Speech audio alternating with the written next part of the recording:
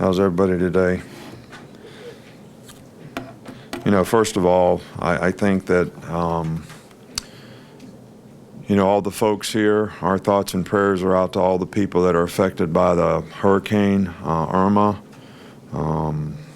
We have lots of friends in a place in Florida, so you kind of get the full feeling of anxiety that comes with all this, and hopefully we'll be able to do something to help some of those people as well. But from a game standpoint, I thought we improved some as a team in this last game. Our execution was a little bit better. Attention to detail was a little bit better.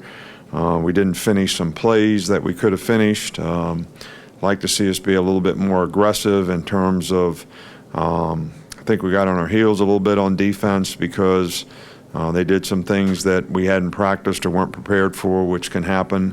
And I think our players need to understand will happen a lot of the times. We got to be able to adapt and adjust and still play and be aggressive. But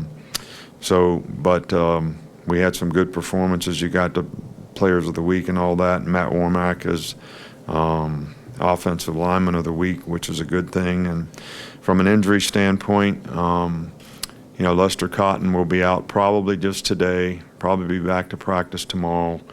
And Dylan Moses is out of practice today, but probably be back sometime soon. So I don't think either one of them are serious injuries.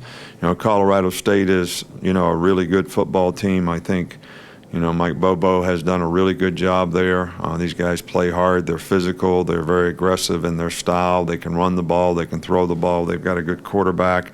They got a lot of balance in what they do. They've scored a lot of points so far this year, and they've limited their opponents pretty well when it comes to point totals and what they've been able to give up. They've got a really good receiver in number 4. And a good running back. And the quarterback I've already mentioned is a very, very good passer. And they made a lot of really, really good big plays in the passing game. So, you know, this was a good team. It's going to be a challenging game for us. We need to play better on both sides of the ball. And I think the one thing that, you know, if you're any player and you ask yourself, if I was a stock, is my stock gone up based on the way I played in the first 2 games, or is there things I need to work on to get better? And I think that hopefully most of the players would say at this point we need to be working to get better. And that's certainly how I feel as a coach and what I'd like to try to help our players do. And Matt Womack, in your opening statement, what has he done since the fall and since right here? What has Matt Womack done since spring and the fall to kind of lock that job down? And is there still competition there between he and Jedrick? Well, Jedrick played quite a bit in the game and did a pretty good job for the first time out there. And, you know, I think Matt has really improved. He's played with more power, has improved his pass protection. He's a tough guy that it means a lot to him, and he works hard. And I think he's an example of a guy who has really developed an ability to play winning football. And I think Jedrick is a guy that can play winning football for us too as he gets more knowledge and experience. So we're going to try to always play the best players. Here in the middle with Michael. Just on that theme, had you gone back and looked at the tape of the O-line any better than so-so, and will there be any new hires? Well, I think that the offensive line did a better job in this game. And I think when I talk about finishing plays, there were probably 7 plays that we have a hat on the hat that if we finish one block, that play would be significantly more successful and maybe even an explosive big play. So when I talk about finishing, I think that's what we need to do. Same thing in pass protection. We get a hat on a hat. We got to finish, get the right hand placement, get in the right position so that we have a chance to throw the ball down the field more. Just after watching the film, how do you think Jamie Mosley did in his first start, and also the freshman Chris Allen, how do you look at his first action? Well, I think both those guys we weren't disappointed in how they played. They certainly made a lot of progress, and we're going to have to continue to work with those guys so that they continue to develop at that position. And we're encouraged by their effort, their attitude, the way they're working at it. And we're going to do the best we can to get them to play the best they can and kind of go from there. Back over here with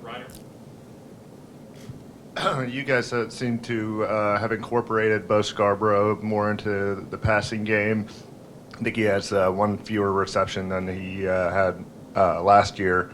Can you talk about that and getting the running backs involved in the passing game a little bit more? Well, we've always tried to have the running backs involved in the passing game. They all have, sometimes they have responsibilities before they go out in terms of pass protection. So sometimes what the defense does determines whether they get out or they don't get out. Sometimes you free release them and somebody else has to block, and if they rush, you got to block 5-man protection and get the ball out hot, which we do that too. But we want to get our backs involved in the passing game, and I think the system that we have right now allows us to do that, and I think all of our guys are capable of doing that. Go in the back with Joe, all the way in the back. Hey, Coach. Given everything he's already accomplished in his career as such a young player, do you think the week-by-week, game-by-game analysis of what Jalen's doing with the passing numbers, do you think that's overblown? Well, I think a lot of things that you do are overblown. But I realize why you do it. It's your job to create news. It's our job to try to help our guys play winning football. And, I think different players play winning football in different ways. So if you want to be critical of a guy for rushing for 154 yards and think he should not do that so he can pass more, then that's up to you. You can do that if you want. But, we did pass for 192 yards, and I think that's the kind of balance that we want to create. So we're going to continue to try to help our players play to their strengths and work on any weakness that they have so that they can do better at those things. So I don't think this is any more overblown than a lot of other things you do, if you want to know the truth about it. But I kind of get it. It's not personal. I don't mind it. It's okay. I kind of, I get it. Come up here with Alex. She's right behind. Nick, in the offseason, you talked about last year you felt as an offense you kind of protected Jalen a little bit. You wanted to develop him more this season and this offseason. But, based on some of the short passes, a lot of the behind the line of scrimmage stuff early against Fresno, are you still kind of developing him there, or is this kind of we want to make sure, to build him up and put him in the best opportunity? We're still developing our team. All right, so our team's got a long ways to go. A lot of areas. All right, so, we called some passes to throw the ball down the field, and we didn't have very good protection. So is that the quarterback's fault, or is that somebody else's fault? So, some of the conclusions that get drawn are not fair in some instances. Sometimes no one's perfect. They don't make exactly the right read or whatever. That didn't happen much in this game, really, with either quarterback that played.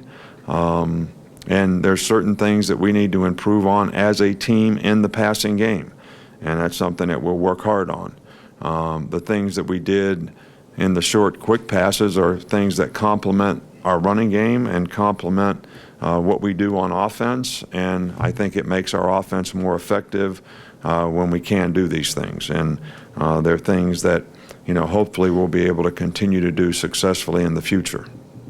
Right here with Dwayne.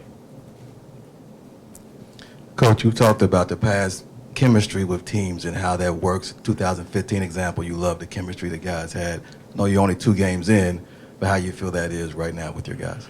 I think we have a lot of players on our team that I truly, truly think have very, very good attitudes, are working hard, trying to get it right, trying to do better.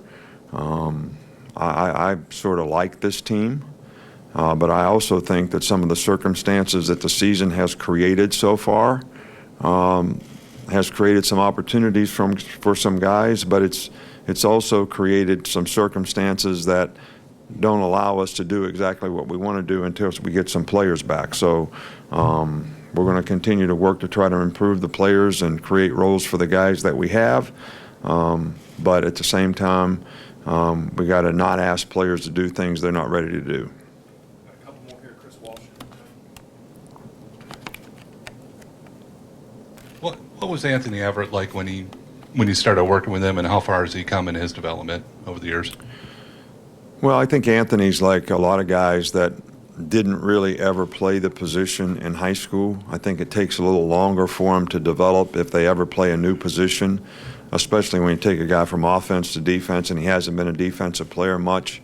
We recruited Anthony because of his athleticism, his speed, had good ball judgment, and so he's worked hard and has become a very good player for us for all last year and, so far this year. And hopefully he'll continue to improve. And we think that you have to have some guys like Anthony Everett in the program who are willing to make the sacrifices to spend the time to develop so that they can become a really good player. And I think his example of that is, something that other players should look at.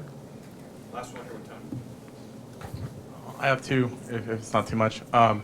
First, you haven't had a turnover in either of the two games after putting the ball on the ground a little bit last season. Has that been an extra emphasis this season? Well, we always emphasize taking care of the ball, and we always emphasize attacking the ball. We haven't created as many turnovers on defense as we would like in terms of ripping the ball out. We have made a few interceptions, but we need to attack the ball more and create more turnovers, and we really emphasize taking care of the ball on offense. Turnover margin, turnover ratio, whatever you want to call it, is one of the most significant statistics in winning and losing, and hopefully we can continue to do a good job of taking care of the ball. And then can you provide a few updates on some of the guys that were out, like Evans and Jennings and Jacobs? Are we going to see them back this week? Well, it's a good question. Josh Jacobs worked some in practice last week. He'll work more in practice this week. We probably won't know until Wednesday to see how these guys sort of progress. I'm talking about Rashawn Evans and Anthony Jennings. And if they have a chance to do some things in practice, there may be a chance that they can play in the game. But I think it's too early to tell right now. Both are making good progress in their rehab. So we'll have to wait and see. Thanks, Coach. All right, thank you.